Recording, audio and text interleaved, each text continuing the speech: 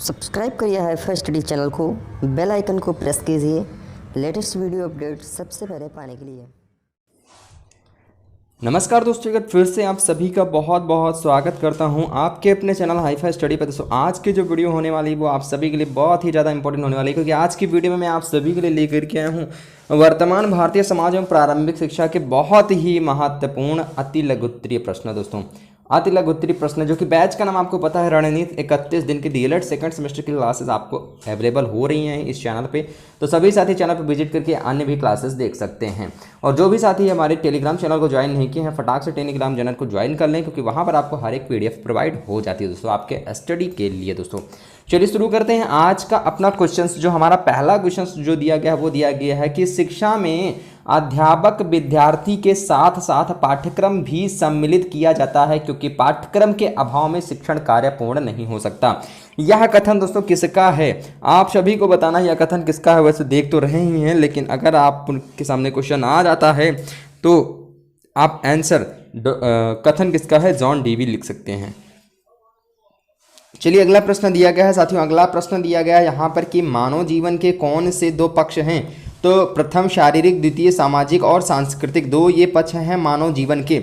Next प्रश्न यानी अगला क्वेश्चन दिया गया है यहाँ पर कि जो विचार जीवन पूर्ण मनुष्य निर्माण तथा चरित्र निर्माण में सहायक हों उन्हें ही शिक्षा की संज्ञा दी जाती है। यह कथन किसका है, यह कथन स्वामी विवेकानंद जी का है। जी हाँ दोस्तों, स्वामी विवेकानंद जी का है यह कथन।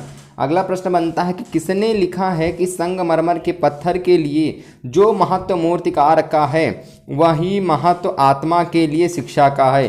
तो ये कहा था दोस्तों एडिसन ने कहा था। जी हाँ दोस्तों, एडिसन ने कहा था। अगला प्रश्न बनता है यहाँ पर कि बालक के विकास की कितनी अवस्थाएं होती हैं। तो ये हम लोगों ने बहुत पहले से बाल विकास में पढ़ा है। बाल विकास में पढ़ा है बालक की 3 अवस्थाएं होती हैं। अब अगर आपको याद है 3 अवस्थाएं कौन कौन सी होती हैं, तब आप कमेंट बॉक्स में ज़रूर से ज़रूर बताइएगा दोस्तों कि कितनी अवस्थाएं होती हैं तो पता ही है, लेकिन कौन कौन सी अवस्थाएं होती हैं वो भी आपको सभी को बताना चाहती हूँ।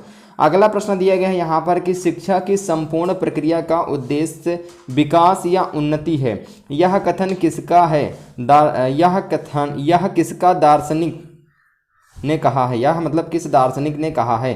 तो यह कहा था जॉन डीवी ने कहा था। जी हाँ दोस्तों, जॉन डीवी ने कहा था इसको। अगला प्रश्न बनता है यहाँ पर कि जॉन डीवी ने कौन सी पुस्तक लिखी है। तो जॉन डीवी ने डेमोक्रेसी एंड एजुकेशन पुस्तक लिखी है। अगला प्रश्न बनता है यहाँ पर, अगला क्वेश्चन बनता है कि शिक्षा के कार्य उत्तम नैतिक चरित्र का विकास करना है। यह किस दार्शनिक ने कहा है। तो यह दार्शनिक ने कहा है हर्बर्ट ने कहा है। जी हाँ दोस्तों, हर्बर्ट ने कहा है। अगला प्रश्न बनता है कि भारतीय संस्कृति की प्राचीन कालीन से किसमें आस्था रही है। तो प्राचीन कालीन से किसमें आस्था रही, वसुधैव कुटुंबकम। ये आपका ऑप्शनल वाले क्वेश्चन में मॉक टेस्ट के टाइम भी बताया गया था इसी सब्जेक्ट में। अगला प्रश्न बनता है दोस्तों यहाँ पर शिक्षा व आर्थिक मूल्य, शिक्षा व आर्थिक मूल्य नामक पुस्तक किसने लिखी है। तो प्रोफेसर बांगले ने लिखी है। जी हाँ दोस्तों, किसने लिखी है, प्रोफेसर बांगले ने लिखी है। अगला प्रश्न बनता है दोस्तों कि शिक्षा की वह प्रक्रिया जो मानव को पाश्विक प्रवृत्तियों से ऊंचा उठाती है। यह किस दार्शनिक ने कहा था, यह कहा था दोस्तों अरस्तु ने। ठीक है, आप अगर टेलीग्राम को ज्वाइन नहीं किए हैं, टेलीग्राम को जल्दी से आप सभी साथी ज्वाइन कर लें, वीडियो को ज़्यादा से ज़्यादा लाइक शेयर कर दें। और दोस्तों आप में से काफ़ी सारे स्टूडेंट कमेंट कर रहे थे कि सर मुझे 8 बजे वाली क्लास नहीं मिल पाती है। दोस्तों 8 बजे नहीं, मैथ की क्लास जो रात में चलती है, बहुत से साथी ऐसे जो उस टाइम क्लास नहीं ले पाते हैं। ठीक है, कमेंट करते हैं कि सर टाइम चेंज कर दीजिए, कमेंट करते हैं। तो देखिए दोस्तों, वही क्लास जैसे कि कल शाम को जो क्लास आई थी वही उसी तरह की क्लास अगले दिन आपको शाम के 4 बजे हाईफाई स्टडी 2.0 पर मिलेगी दोस्तों। हाईफाई स्टडी 2.0 पर मिलेगी, जिसका लिंक आपको डिस्क्रिप्शन बॉक्स में मिल जाएगा। चैनल का लिंक, चैनल को सब्सक्राइब कर लीजिएगा। वहाँ पर आपको सेम क्लास, वही क्लास जो रात के 8 बजे हाईफाई पर अपलोड होती है, आप रात के 8 बजे आपकी क्लास चलती है, सेम वही क्लास आपकी 4 बजे भी चलेगी दोस्तों। सेम वही क्लास आपकी 4 बजे चलेगी, लेकिन चैनल चेंज होगा, हाईफाई स्टडी 2.0 पर होगा। सभी साथी सुन लेंगे। ठीक है, अगर जो भी साथी देखना चाहते हैं उसका रिवाइज भी हो जाएगा आराम से और देख भी सकते हैं। ओके, तो यहाँ पर अरस्तु ने कहा है। अगला प्रश्न देखते हैं कि शिक्षा का मानव जीवन के लिए महत्वपूर्ण कार्य क्या है। शिक्षा का मानव जीवन के लिए महत्वपूर्ण कार्य क्या है, तो बालकों का चारित्रिक विकास करना, बालकों का चारित्रिक विकास करना। अगला प्रश्न बनता है कि मानव के समस्त कार्य किसके अधीन होते हैं, तो मूल प्रवृत्तियों के अधीन होते हैं। जी हाँ दोस्तों, किसके अधीन होते हैं, मूल प्रवृत्तियों के अधीन होते हैं। अगला क्वेश्चन यहाँ पर यानी अगला प्रश्न दिया गया है यहाँ पर कि किसी भी राष्ट्र की उन्नति एवं संपन्नता किस पर निर्भर करती है, तो शैक्षिक स्तर पर निर्भर करती है। किस पर निर्भर करती है, शैक्षिक स्तर पर निर्भर करती है। अगला प्रश्न दिया गया है कि शिक्षा का प्रमुख दायित्व क्या है, तो शिक्षा का प्रमुख दायित्व राष्ट्र निर्माण करना है, राष्ट्र निर्माण करना है। अगला प्रश्न बनता है कि मनुष्य के लिए शिक्षा की सबसे बड़ी देन क्या है, तो मनुष्य के लिए शिक्षा की सबसे बड़ी देन है आत्मनिर्भर बनना। जी हाँ दोस्तों, आत्मनिर्भर बनना। अगला प्रश्न बनता है कि छात्रों में नेतृत्व के गुणों का विकास कैसे किया जा सकता है, तो पाठ्यक्रम सहगामी क्रियाएं के द्वारा, पाठ्यक्रम सहगामी क्रियाओं के द्वारा। अगला प्रश्न बनता है कि जीवन की भांति शिक्षा का उद्देश्य भी व्यक्तित्व का उन्नयन है। यह कथन किसका है, तो यह कथन है रास का। दोस्तों ये कथन जितने भी पूछे जाते हैं कि यह कथन किसका है, यह किसका है, तो इनको आप लोग जरूर से जरूर दिमाग में बैठा लीजिएगा दोस्तों, क्योंकि ये बहुत ज़्यादा पूछे भी जाते हैं और बहुत ज़्यादा कन्फ्यूजन क्वेश्चन भी होते हैं जो कि आपको याद नहीं होते इतनी जल्दी, जो कि आपके दिमाग में नहीं बैठते। तो जितने भी हैं ये इंपॉर्टेंट प्रीवियस में पूछे गए वो आप लोग जरूर से जरूर तैयार कर लीजिएगा। अगला प्रश्न बनता है कि एजुकेशन वैल्यूज़ नामक पुस्तक के लेखक कौन है, तो एजुकेशन वैल्यूज़ नामक पुस्तक के लेखक है प्रोफेसर बांगले हैं, प्रोफेसर बांगले हैं इसके लेखक। अगला प्रश्न बनता है कि सामाजिक कुशलता का विकास शिक्षा का उद्देश्य किसे माना, तो किसे माना था दोस्तों, उत्तर में हो जाएगा हमारा जॉन डीवी ने माना था। किसने माना था, जॉन डीवी ने माना था। अगला प्रश्न बनता है कि समाज सेवा से ही आत्मा का विकास होता है, समाज सेवा से ही आत्मा का विकास होता है, यह कथन किसका है, तो यह कथन है दोस्तों रस्क का है।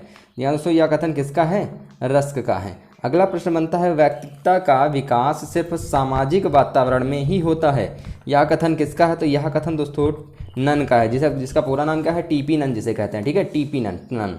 अगला प्रश्न हो जाएगा कि व्यक्तित्व की व्याख्या सिर्फ सामाजिक संदर्भ में ही की जा सकती है, यह कथन किसका है, तो उत्तर में हो जाएगा यह कथन जेम्स बॉल्डमैन का है, बॉल्डमैन का है। अगला प्रश्न बनता है यहाँ पर साथियों, अगला प्रश्न जो हमारा बनता है वेरी मोस्ट इंपॉर्टेंट क्वेश्चन है दोस्तों, वेरी मोस्ट इंपॉर्टेंट क्वेश्चन है।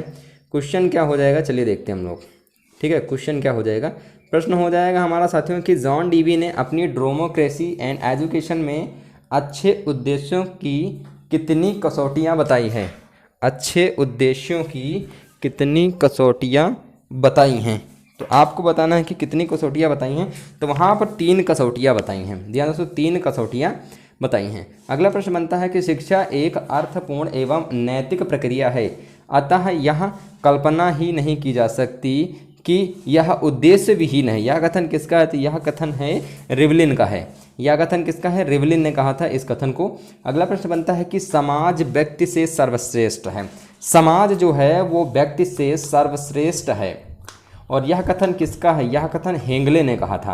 किसने कहा था, हेंगले ने। तो ये 1 लाइनर क्वेश्चन है, पीडीएफ लेना आप बिल्कुल भी मत भूलिएगा दोस्तों, क्योंकि ये ऑप्शनल में भी पूछे जा सकते हैं। जैसा कि आपको पता 14 से 15 क्वेश्चन इस तरह के पूछे भी जाते हैं, और ये जो क्वेश्चन पेपर होता है 50 नंबर का होता है, जिसमें से आपके 14 नंबर तो सिर्फ बहुविकल्पी देखा जाता है। तो बहुविकल्पी में इसी तरह के क्वेश्चन रख दिए जाते हैं, आपको 4 ऑप्शन दे दिए जाते हैं, और उसी में से आपको बताना होता है कि कौन सा राइट आंसर हो जाएगा, ठीक है, कौन सा राइट आंसर हो जाएगा।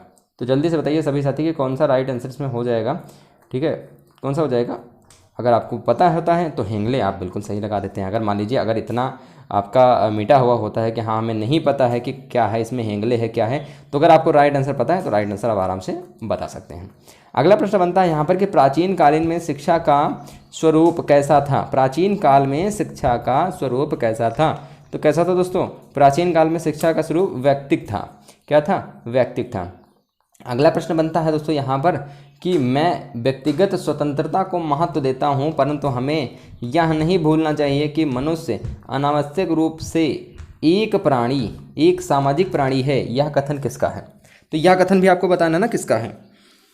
तो दोस्तों यह जो कथन है, यह कथन महात्मा गांधी जी का है। किसका है, महात्मा गांधी जी का है यह कथन। अगला प्रश्न बनता है यहाँ पर शिक्षा के व्यक्तिगत उद्देश्यों के समर्थक कौन थे, जैसा कि मैंने आप सभी को अभी बताया था, इनका पूरा नाम नन लिखा था, मैंने आपको बताया था टीपी नन, ठीक है, तो इनका पूरा नाम टीपी नन है। अगला हो जाएगा हमारा प्रश्न कि किसने कहा है कि सच्ची शिक्षा को बालक के लिए बेरोजगारी के विपरीत एक बीमे के रूप में होना चाहिए। तो यह किसने कहा था? महात्मा गांधी ने कहा था। यह किसने कहा था? महात्मा गांधी ने कहा था। अगला प्रश्न बनता है कि व्यावसायिक प्रशिक्षण मानव के दृष्टिकोण को संकुचित करता है। यह कथन किसका है? तो यह कथन किसका है? वी.डी. भाटिया का है। जी हाँ दोस्तों, वी.डी. भाटिया का है यह कथन। अगला प्रश्न यहाँ पर बनता है कि किसने कहा है ज्ञान ही पवित्रता है। ठीक है, किसने कहा है ज्ञान ही पवित्रता है? तो सुकरात ने कहा था। सुकरात ने कहा था कि ज्ञान जो है वो पवित्रता है। अगला प्रश्न बनता है यह कथन किसका है? ज्ञान ही शक्ति है। यह कथन किसका है? तो यह कथन अरस्तु का है। अगला प्रश्न बनता है कि ज्ञान प्रगति है। यह कथन किसका है? तो यह सोफिस्टो का है। ठीक है, सोफिस्टो का है यह कथन। अगला प्रश्न बनता है यहाँ पर कि किसने बौद्धिक परीक्षण के दो पक्ष बताए हैं? तो कमेनियस ने बताए हैं कि बौद्धिक परीक्षण के दो पक्ष होते हैं। अगला प्रश्न यहाँ पर साथियों बनता है कि ज्ञान वह पंख है जिसकी सहायता से हम स्वर्ग की प्राप्ति कर सकते हैं। यह कथन किसका है? तो यह कथन जॉन एडम्स का है यह कथन। अगला प्रश्न बनता है यहाँ पर, क्वेश्चन नंबर दिया गया है कि केवल ज्ञानी परमात्मा की पृथ्वी पर सबसे व्यर्थ का अभद्र मनुष्य होता है। केवल ज्ञानी परमात्मा की पृथ्वी पर सबसे व्यर्थ का अभद्र मनुष्य होता है। यह कथन किसका है? यह कथन कहा था शेक्सपियर ने कहा था। जी हाँ दोस्तों, किसने कहा था? शेक्सपियर ने कहा था। अगला प्रश्न बनता है कि ज्ञान पर बल देने से विद्यालय ज्ञान की दुकान व शिक्षा सूचना के विक्रेता बन जाते हैं। यह कथन किसका है? वाइट हेड का है।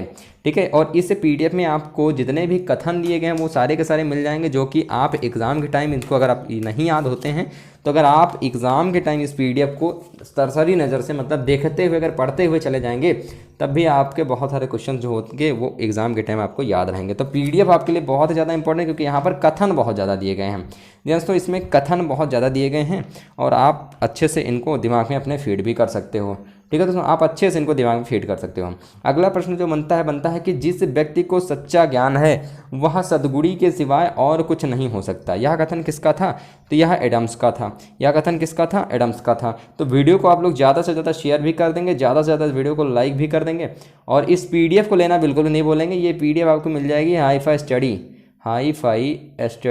94 टेलीग्राम पे मिल जाएगी और स्पेस बिल्कुल भी नहीं देना है, तभी आपको मिलेगा चैनल दोस्तों। ठीक है, तभी आपको चैनल मिलेगा। ओके, बहुत बढ़िया। चलिए अगला देखते हैं हम लोग। अगला क्वेश्चन देखते हैं। यहाँ पर दिया गया है कि मुस्लिम शिक्षा के प्रमुख केंद्रों के नाम बताइए। मुस्लिम शिक्षा के प्रमुख केंद्रों के नाम बताइए। तो इसमें से आपका हो जाएगा आगरा हो जाएगा, दिल्ली हो जाएगा, जौनपुर हो जाएगा, बीदर हो जाएगा, लाहौर हो जाएगा, अजमेर हो जाएगा, अपना लखनऊ हो जाएगा, बीजापुर हो जाएगा, गोलकुंड हो जाएगा, मालवा, जालंधर, मुल्तान आदि थे। ठीक है, आदि थे, मतलब और भी थे लेकिन इतने ही नाम दिए गए। अगर आप इतने ही लिख देते हो प्रमुख केंद्रों में, नंबर आपको पूरा का पूरा दिया जाएगा, बिल्कुल भी कट नहीं किया जाएगा। और हाँ दोस्तों, एक बात और ध्यान रखना, आप ये मत ध्यान रखना कि हाँ अतलघुत्री को हमको भैया 25 में लिखना है, लघुत्री को हमको 75 में लिखना है। इस तरह से अगर आप सोच के चलेंगे साथियों, इस तरह से अगर आप सोच के चलेंगे तब जैसे एक लाइन का जो क्वेश्चन होता है तो आप उसको कितने लाइनों में, क्या 25 शब्द में बना के कैसे लिखेंगे, और ज़्यादा बनाने के चक्कर में पढ़ेंगे तो उतना ही नंबर आपको कटेगा, क्योंकि एग्जामिनर को लगेगा कभी यह फालतू की चीज़ें लिखी हुई, जो चीज़ जिसमें पूछा गया है वो तो मात्र एक लाइन में ख़त्म हो गया और बाकी की फालतू चीज़ें लिखी हुई हैं। ठीक है, तो इसमें वो थोड़ा सा इरिटेट होगा। इसी वजह से मैं आप सभी से बोलता हूँ कि अगर आप 10 अगर जो भी जितने में आ जाए उतने में लिखिए बस, जितने में आ जाए उतने में लिखिए बस दोस्तों। ठीक है, ओके। चलिए अगला क्वेश्चन देखते हैं हम लोग। अगला प्रश्न हो जाएगा कि प्राथमिक शिक्षा का प्रथम आयोग किसे कहा जाता है। तो हंटर कमीशन को कहा जाता है प्राथमिक शिक्षा का प्रथम आयोग। अगला प्रश्न हो जाएगा कि श्री गोपाल कृष्ण गोखले ने अपना विधेयक किस वर्ष प्रस्तुत किया।